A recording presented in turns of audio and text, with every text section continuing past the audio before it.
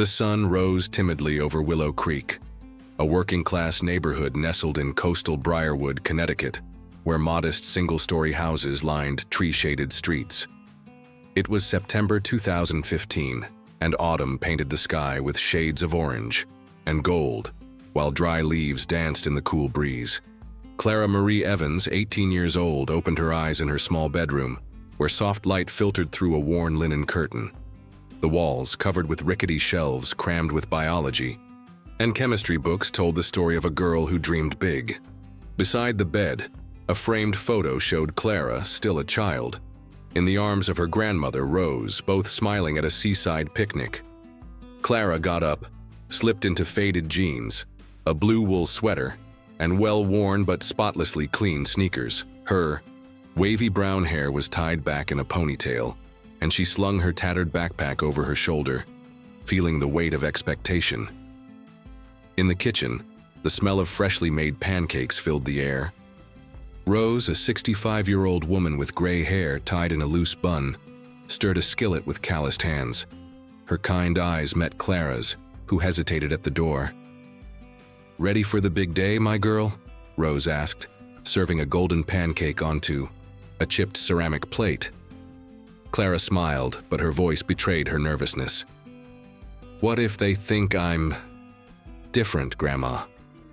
Everyone there is rich, and I..." Rose set down the spatula and took her granddaughter's hands. "Clara Evans, you earned that scholarship to Briarwood Academy because you're brilliant. Your mind is worth more than any mansion. Don't let anyone make you feel less." Clara nodded, hugging her grandmother tightly. She grabbed the admission letter from the table, a piece of letterhead that still felt like a dream, and stepped out, her heart racing. Briarwood Academy stood like a castle in the heart of the city, with gray stone towers and stained glass windows that reflected the sunlight in colorful mosaics. Clara crossed the iron gate, feeling the curious stares of the other students. They wore pristine uniforms, with polished shoes and brand-name backpacks she'd only seen in shop windows. Adjusting her backpack strap, she walked through the marble corridors, where the echo of footsteps mingled with the hum of voices. The advanced literature classroom. Clara chose a seat in the back, pulling a simple notebook from her bag. The teacher, Mr. Whitaker, a middle-aged man with thin-framed glasses, began the lesson on The Great Gatsby. When he asked about the symbolism of social classes, Clara raised her hand, hesitant. The green light on Gatsby's dock represents the American dream, but also the illusion that wealth brings happiness. It's like he's chasing something that will never truly be his. The room fell silent. In the corner, Ethan James Caldwell, 18, with tousled blonde hair and blue eyes, leaned forward, intrigued. He wore the uniform with a carefree charm, his tie loose and a curious smile played on his lips. That afternoon, Clara sought refuge in the school library, a grand hall with mahogany shelves and tall windows that let golden sunlight bathe the tables. Sitting with a biology book, she scribbled furiously in her notebook. Ethan walked in, carrying a stack of books, and spotted her. "You killed it in literature class," he said, pulling up a chair without ceremony. Clara looked up, surprised. "I just said what I thought." Ethan laughed, his eyes sparkling. "Nobody here does that. They just parrot what they think. The teacher wants to hear." The conversation flowed easily, as if they'd known each other for years. Clara spoke of her dream to study medicine, inspired by Rose's struggle with a respiratory illness. Ethan admitted that, despite his family's wealth, the Caldwells, owners of Caldwell Footwear, he felt trapped by his father George's expectations. "Sometimes I just want to grab a backpack and travel the world," he said, gazing out the window. Clara smiled. "You don't seem like the type to follow rules." He laughed. "And you don't seem like the type to be intimidated by them." That weekend, Ethan invited Clara to the Rusty Anchor, a seaside cafe with varnished wooden walls and the warm aroma of roasted coffee. They sat by a window with a view of the Atlantic waves crashing against the rocks. Clara ordered a hot chocolate, embarrassed for choosing the cheapest option. Ethan, without noticing, ordered the same. "It's my favorite drink," he said, winking. They talked about the pressure of school, the stares from wealthy classmates, and their dreams.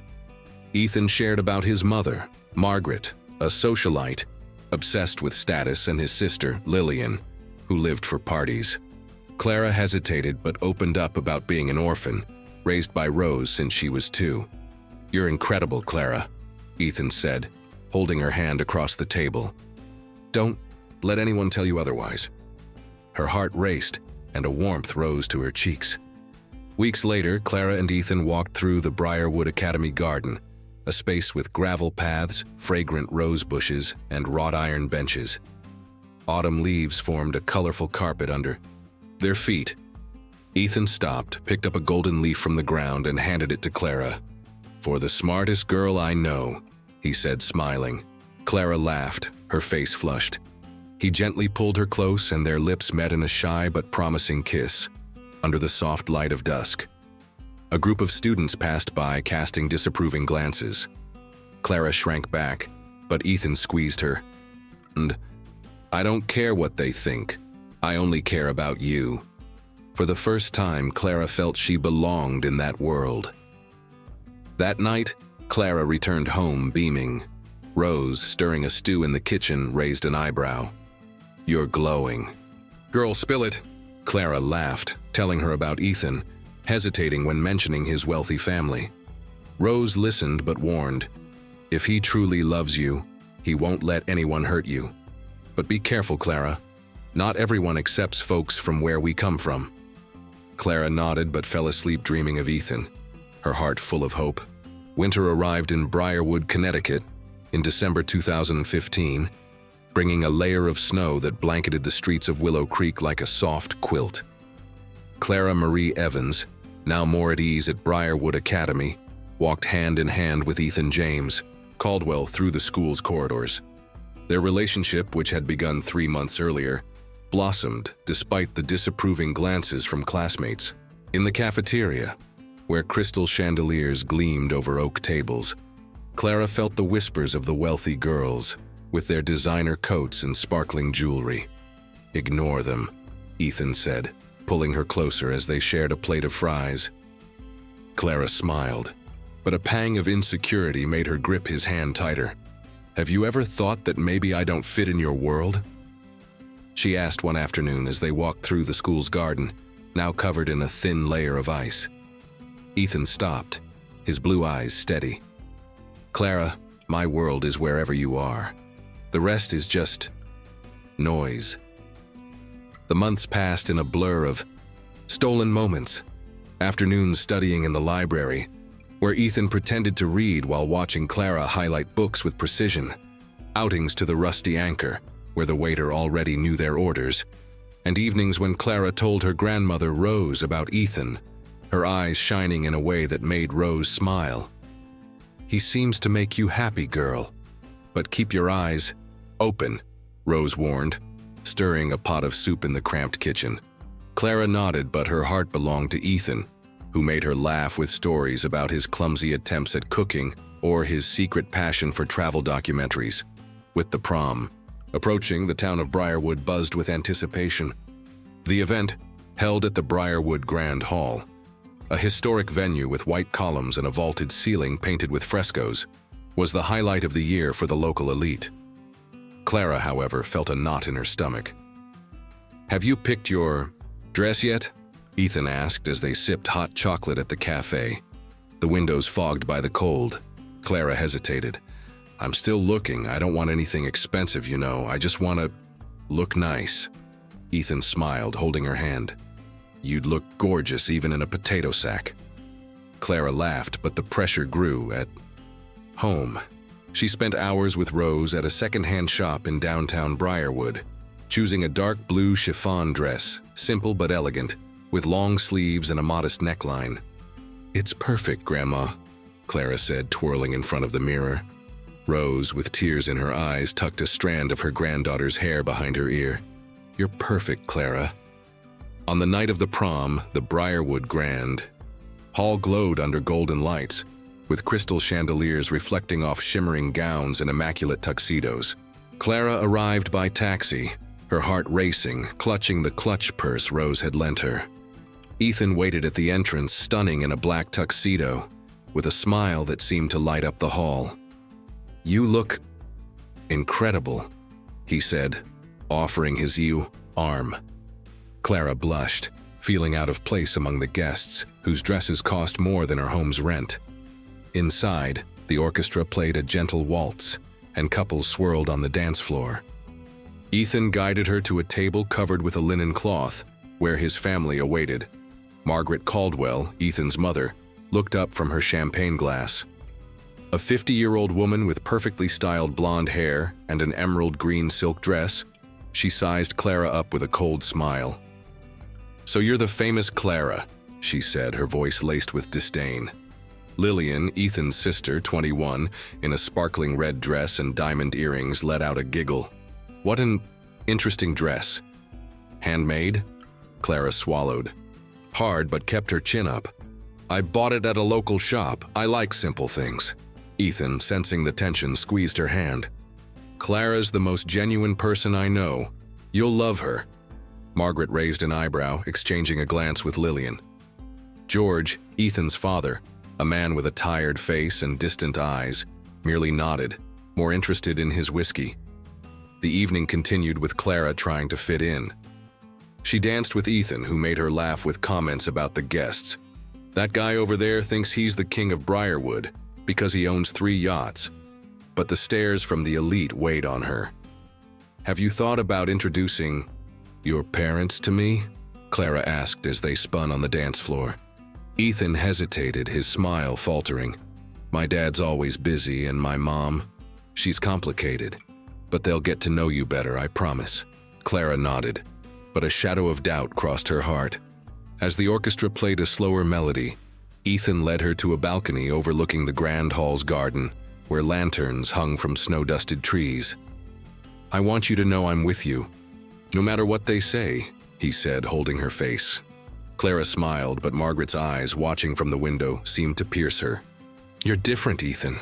I don't know how I deserve you," Clara murmured.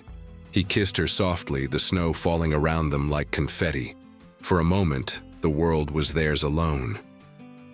Back in the hall, Margaret pulled Lillian aside. "That girl is a mistake," she hissed, her eyes narrowed. "Ethan deserves someone of our level." Lillian smirked maliciously. "Don't worry, Mom. We can take care of it."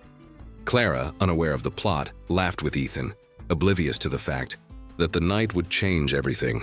Snow fell softly over the Briarwood Grand Hall, transforming the garden into a fairy tale scene, with golden lanterns reflecting in the chilly December breeze of 2015.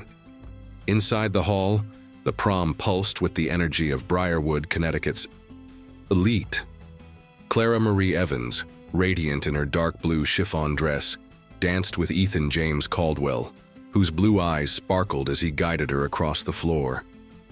The orchestra played a gentle melody, and the warmth of the moment almost made Clara forget the cold stares of Margaret and Lillian Caldwell, Ethan's mother and sister.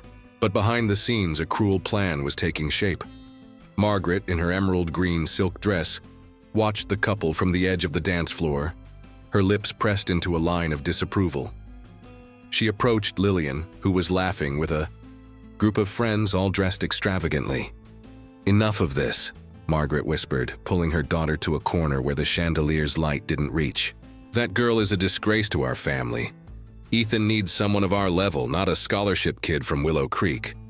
Lillian, with a malicious glint in her eyes, adjusted her diamond earrings. "What do you have in mind, Mom?" Margaret smiled coldly. "Vanessa Harper is here. She knows what to do. We just need to create the opportunity." Lillian nodded, already scanning for Vanessa, a young woman with platinum blonde hair and a silver dress that gleamed like armor. Vanessa, Lillian's friend since childhood, was known for her lack of scruples and ambition for status. "Leave it to me," Vanessa said with a calculated smile. While Clara and Ethan danced, oblivious to the plot, Margaret ordered a glass of champagne for her son. Discreetly, she pulled a small vial from her pocket and let a few drops of sedative fall into the drink, stirring it with a quick flick of her wrist. "Ethan, darling, have a drink," she said, handing him the glass with a forced smile. Ethan, distracted by Clara's laughter, accepted without thinking, taking a sip as they talked. Minutes later, he frowned, feeling a sudden dizziness. "You okay?" Clara asked, concerned, noticing his eyes grow heavy. "Just need some air," Ethan mumbled, leaning on her. Lillian, watching from afar, saw her chance. "I'll take him to the garden, Clara. Can you grab a glass of water?" she suggested, with feigned sweetness. Clara hesitated but nodded, heading to the bar. In the garden, blanketed by a thin layer of snow, Lillian guided Ethan to a wrought iron bench, where Vanessa was already waiting, hidden among the shadows of the rose bushes. Ethan, nearly unconscious, collapsed onto the bench, his head slumping to the side. Vanessa sat beside him, draping an arm over his shoulders. "Now, Lillian," she whispered. Lillian signaled a waiter, who brought a lantern, to illuminate the pair. Vanessa, with a triumphant look, leaned in and kissed Ethan, who, drugged, didn't react. At that moment, Margaret found Clara in the hall, holding a glass of water. "Clara, dear," Ethan went to the garden. "I think he needed a moment." "Why don't you go check on him?" she said, with a falsely concerned tone. Clara, confused, thanked her and hurried outside, her heart tightening. The cold garden air hit Clara like a wave, but nothing prepared her for what she saw. Under the lantern's light, Ethan was on the bench with Vanessa in his arms, her lips pressed against his. Clara froze, the glass of water slipping from her hands and shattering on the ground. Pain tore through her chest like a knife. Hot tears blurred her eyes as she turned and ran, her flowing dress trailing in the snow. The music from the hall faded, drowned out by the sobs she tried to swallow. Clara didn't look back, racing through Briarwood's icy streets until she reached home, where she collapsed into Rose's arms. "He betrayed me, Grandma," she whispered, her voice breaking. Rose held her wordless, stroking her hair as Clara wept. The next morning, the sky was gray, mirroring the weight in Clara's heart. She stood on the porch of her Willow Creek home, wrapped in an old coat, when Ethan appeared, still pale and confused. "Clara, what happened last night?" "I don't remember anything after the champagne," he said, his voice pleading. Clara, her eyes red from crying, stared at him coldly. "I saw you, Ethan, with that girl. Don't lie to me." Ethan shook his head, desperate. "Clara, I swear I don't know what happened. I'd never do that to you." But Clara, her heart shattered, pointed to the street. "Go away, Ethan. I never want to see you again." He tried to speak, but her words cut through him like ice. "Please, Ethan, just go." With slumped shoulders, he turned and left, his footprints in the snow melting slowly. In the days that followed, Clara locked herself in her room, her biology books open but untouched. Rose, worried, tried to comfort her, but Clara found solace, only in her studies, channeling her pain into determination. At the Briarwood Grand Hall, Margaret and Lillian toasted with champagne, pleased with their planned success. "Ethan will forget that girl in a week," Margaret said with a triumphant smile. Lillian laughed, raising her glass. "And Vanessa's already dreaming of a Caldwell ring." But in Willow Creek, Clara wiped her tears, vowing to herself that she'd never let her heart guide her again. The future, she decided, would be built on her own strength. The spring of 2016 arrived in Briarwood, Connecticut, bringing a breath of renewal that Clara Evans couldn't feel. After the prom, the pain of Ethan James Caldwell's betrayal weighed like an anchor in her chest. Clara spent her days locked in her room in Willow Creek, where the bookshelves, once a refuge, seemed to mock her with their untouched covers. April's soft light streamed through the window, illuminating the dark blue chiffon dress, hung in the corner like a relic of a broken dream. Rose, her grandmother, knocked on the door with a tray of tea, her gentle voice laced with worry. "Clara, my girl, you need to eat. You can't let this destroy you." Clara, with eyes swollen from dried tears, forced a smile. "I'm fine, Grandma. I just need to study." But her words were hollow. Every page of biology she turned brought memories of Ethan, his laughter in the library, his blue eyes sparkling as they talked about dreams. She pushed them away, burying herself in books as if she could erase the past. At Briarwood Academy, Clara avoided the corridors where she once walked with Ethan. The classmates' whispers, now crueler, echoed. The scholarship girl thought she could be one of us. She kept her head down, focusing on final exams. Her impeccable performance caught the teacher's attention, and a letter arrived in May, sealed with the Harvard Medical School crest. Clara opened it with trembling hands, sitting at the kitchen table with Rose. "A full scholarship for medicine, Grandma," she whispered, barely believing it. Rose, with tears in her eyes, hugged her. "You've always been bigger than Briarwood, Clara. This is your path." But the joy was bittersweet.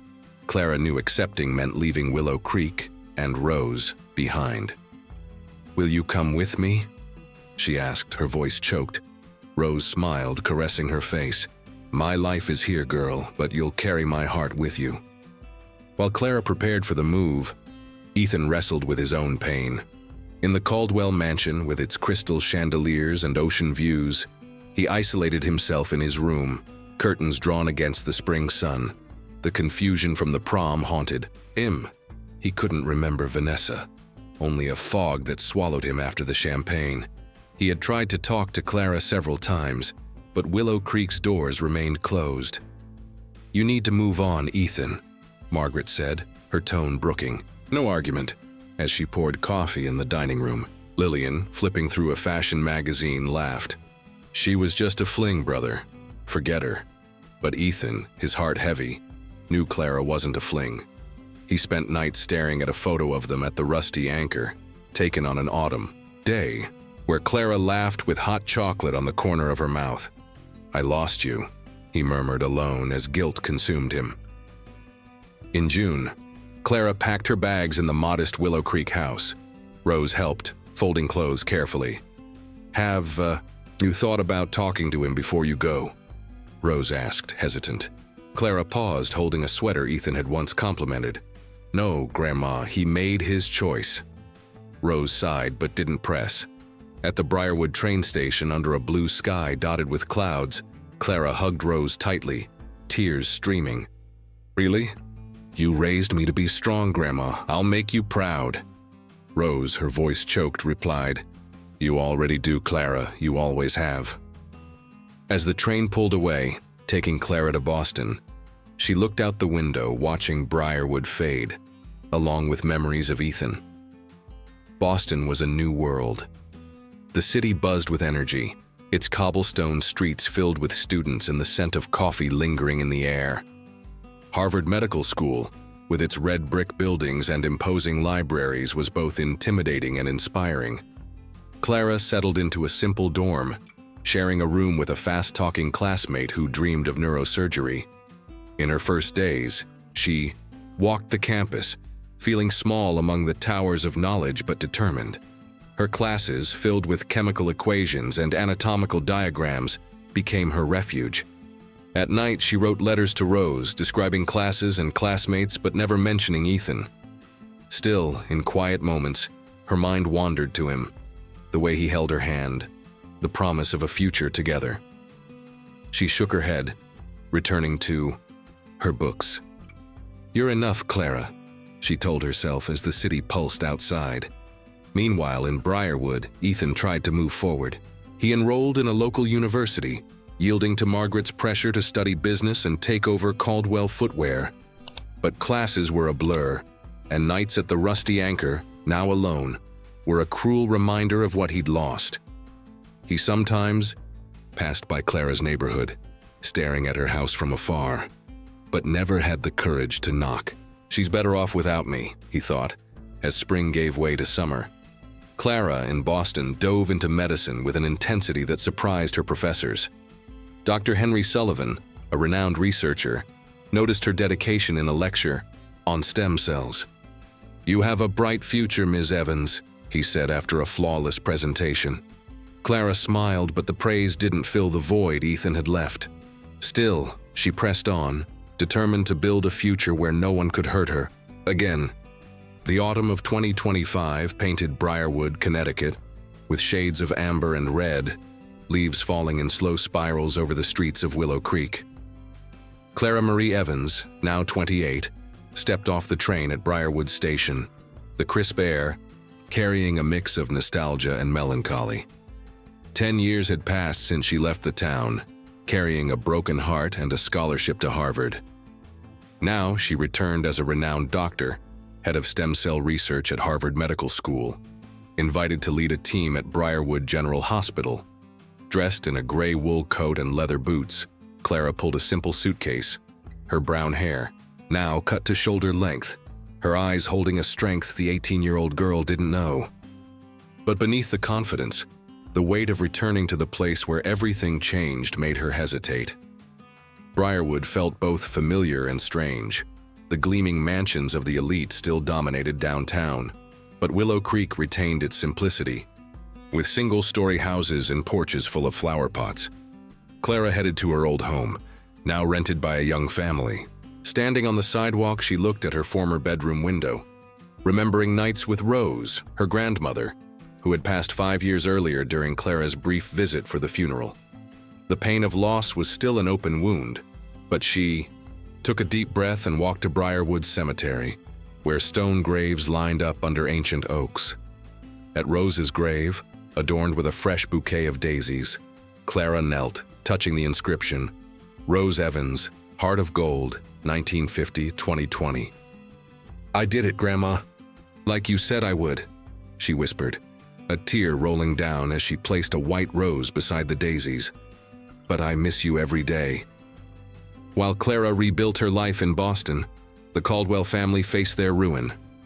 Caldwell Footwear, once a shoe industry empire, had crumbled under George Caldwell's mismanagement and gambling addiction to horse racing. The seaside mansion, with its crystal chandeliers and pristine gardens, had been auctioned to pay debts. Margaret, now with wrinkles marking the face that once showed only arrogance, tried to keep up appearances, but humiliation consumed her. Lillian, at 31, worked at a downtown boutique, her socialite dreams reduced to gossiping with customers. George, broken by the bankruptcy, drowned himself in cigarettes, the smell of tobacco clinging to his clothes.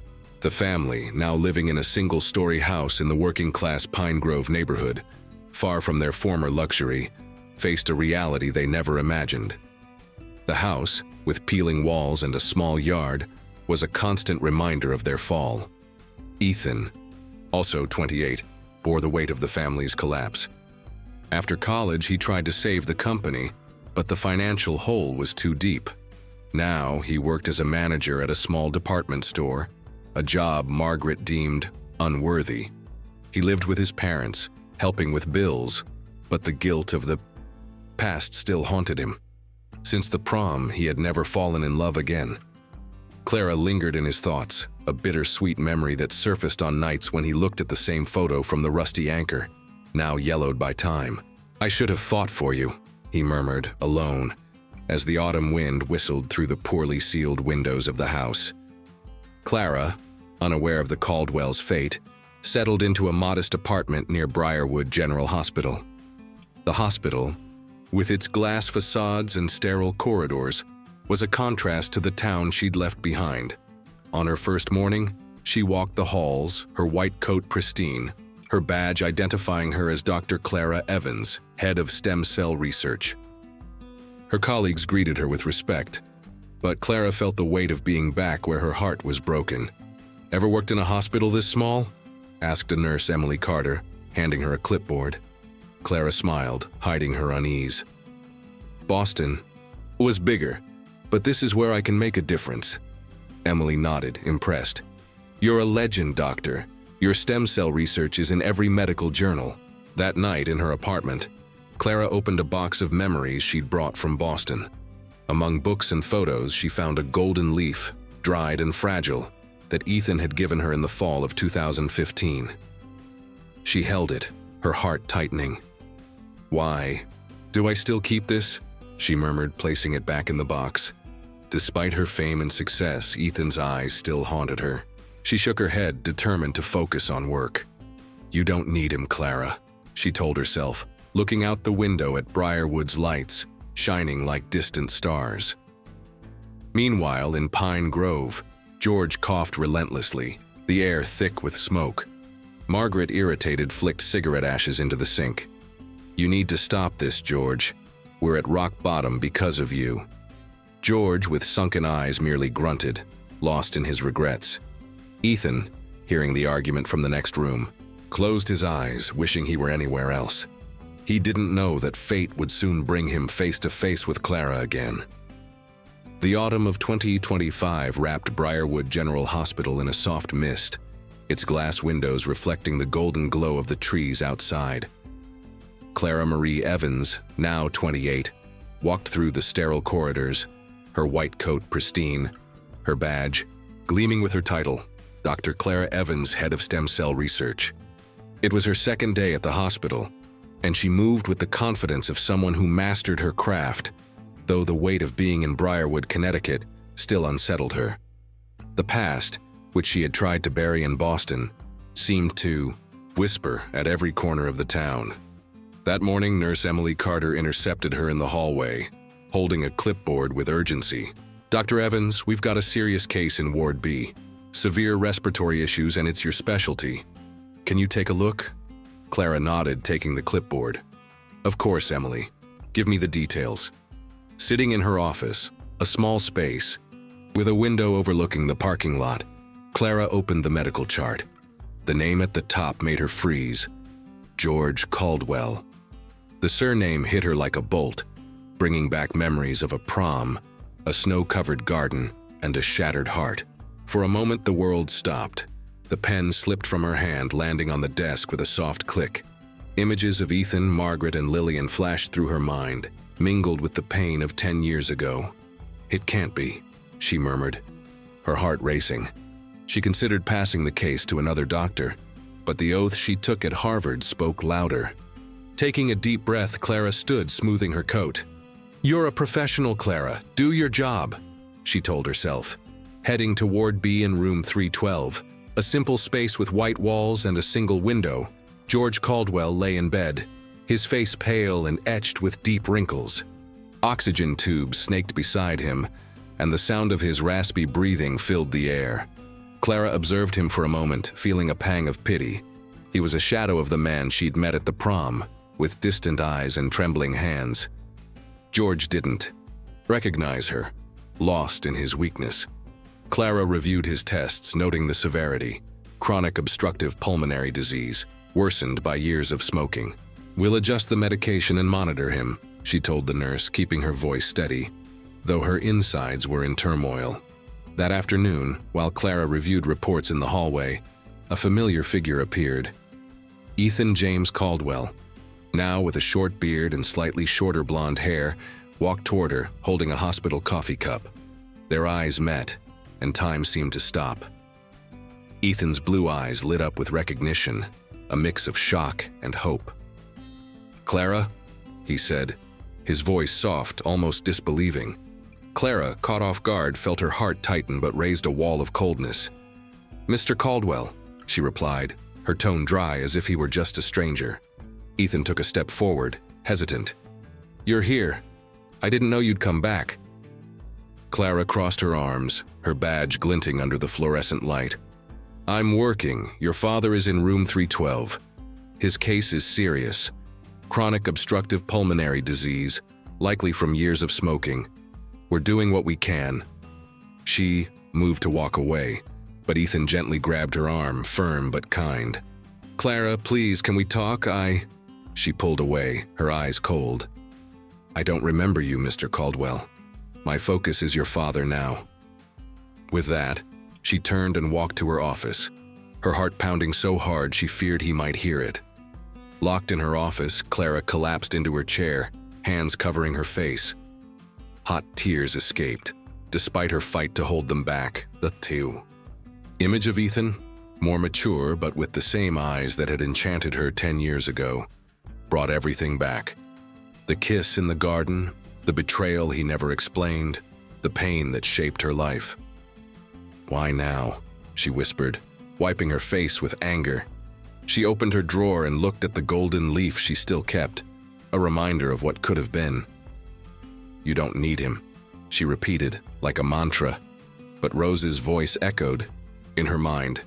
"If he truly loves you, he won't let anyone hurt you." Clara shook her head, slamming the drawer shut. In George's room, Ethan sat beside his father, who slept under the effect of sedatives. He held George's frail hand, but his mind was on Clara. Seeing her again, so strong and distant, rekindled a flame he thought was extinguished. "I didn't give up on you, Clara," he murmured, looking out the window where autumn leaves fell. He didn't know about his mother and sister's scheme, but the guilt of not fighting hard enough still weighed on him. Meanwhile, Clara, in her office, picked up George's chart again, determined to save a life, even if it was the father of the man who broke her heart. The autumn of 2025 deepened in Briarwood, Connecticut, with a gray sky and the air heavy with the scent of damp leaves. At Briarwood General Hospital, the sterile corridors buzzed with the routine of doctors and nurses. But for Clara Marie Evans, every step echoed with the weight of her reunion with Ethan James Caldwell. At 28, Clara, now Dr. Evans, moved with precision through the laboratories, her mind torn between medical duty and the memories she tried to suppress. George Caldwell's condition, hospitalized in Ward B, was worsening rapidly. His lungs, ravaged by years of smoking, barely responded to conventional treatments. Clara, reviewing the tests in her office, knew the case demanded something beyond protocol, something like the experimental stem cell treatment she had developed in Boston. The next morning, while Clara adjusted a microscope in the research lab, Nurse Emily Carter knocked on the door. "Dr. Evans, the Caldwell patient's son is here. He insists on talking to you." Clara sighed, her heart tightening.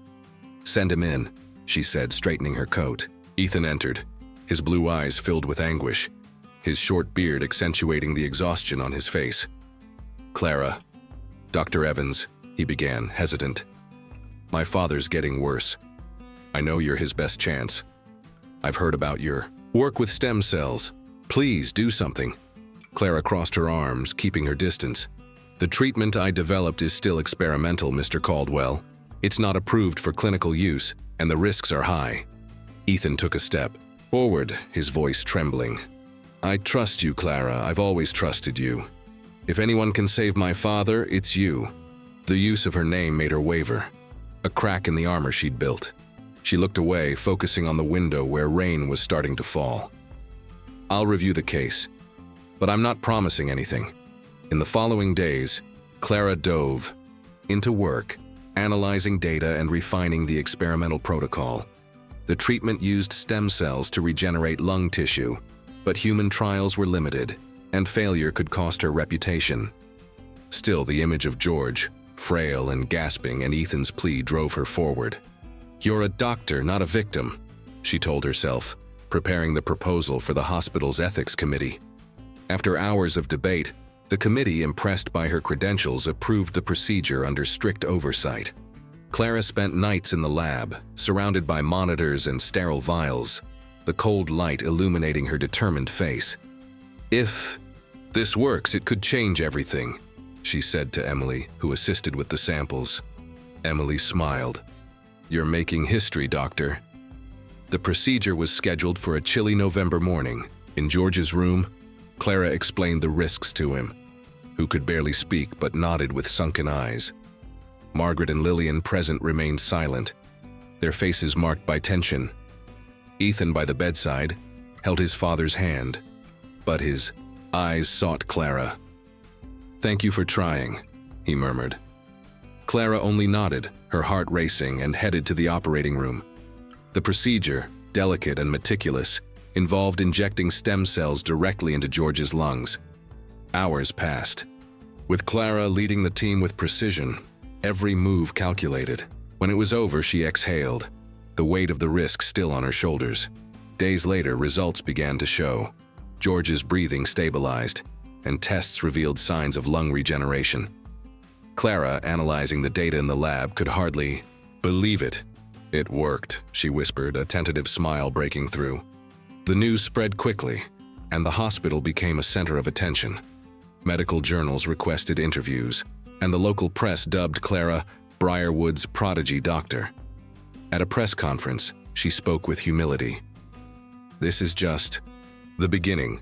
Stem cells could revolutionize respiratory medicine, but as she received applause, her eyes wandered to Ethan, watching from the back of the room, proud but distant.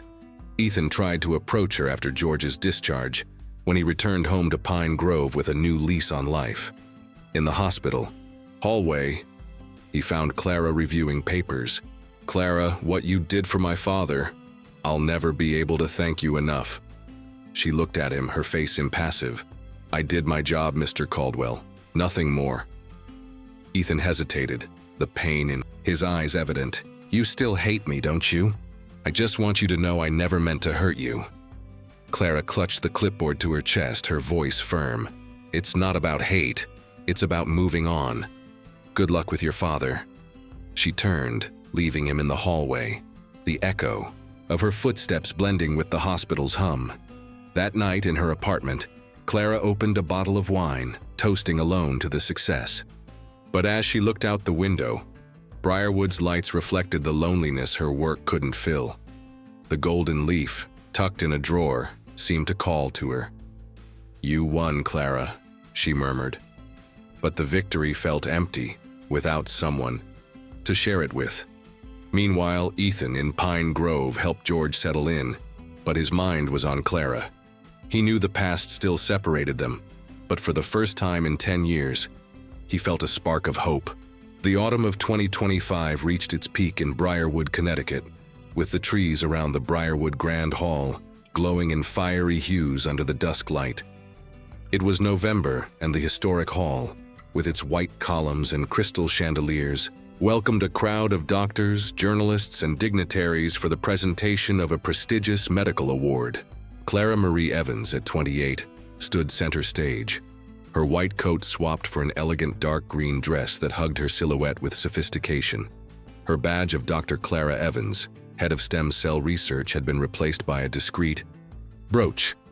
But her eyes carried the same determination that had taken her from Willow Creek to Harvard. The award, given for her revolutionary breakthrough in treating lung diseases with stem cells, was the pinnacle of her career. As she held the crystal trophy, Clara smiled at the audience, but her heart trembled at the recognition of the hall, where, 10 years earlier, her life had changed. In her speech, Clara spoke with clarity and humility. "This award isn't just mine. It belongs to everyone who believes in science as hope, as a cure." Applause echoed, but at the back of the hall, a pair of blue eyes watched her.